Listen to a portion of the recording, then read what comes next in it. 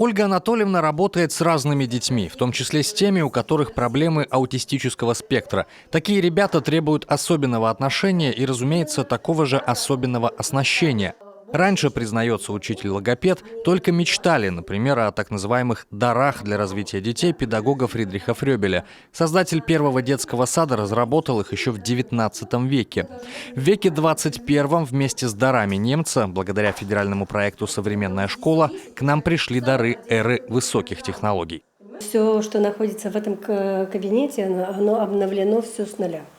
То есть всего этого не было. Не было интерактива, не было Фрёбеля. Дети настолько влюблены во все это.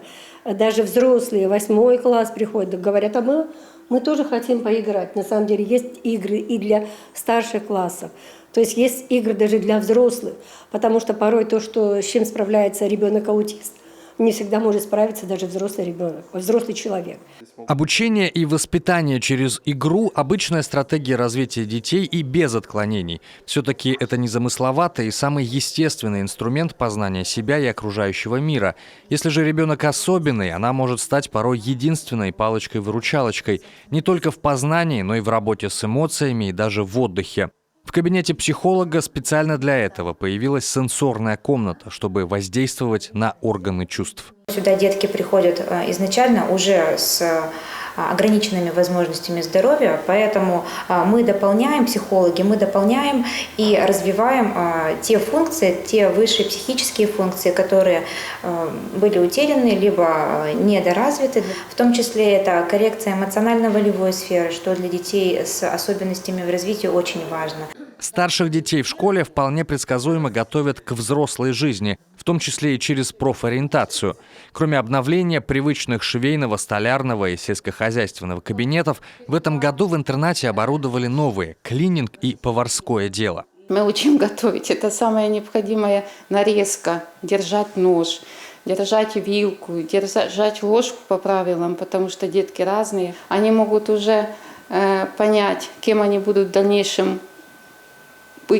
поступить, значит, на повара или кондитера. И это еще социальная адаптация, так как они в будущем это и родители, себя могут обеспечить, семью прокормить. И, конечно, это еще здоровое питание.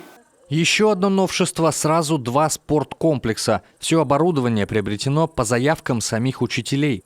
Проект «Современная школа» входит в нацпроекты, и, согласно ему, до 2024-го в Коме планируется обновить так еще 15 коррекционных школ. Мероприятия в 3 направлениях проводились. Это обновление содержания в предметной области технология. Второе – это коррекционно-развивающая работа. И третье – повышение качества образования. Так, и мы по всем этим 3 направлением отработали.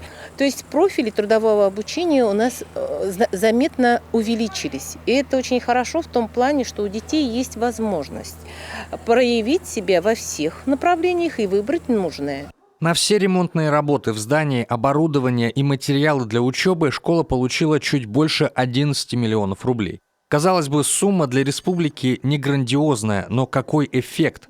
И для педагогов, и главное для детей. Для последних это еще один шаг к нормальной, полноценной жизни в будущем. Евгений Стокас, Дмитрий Ведерников, Юрген Емва.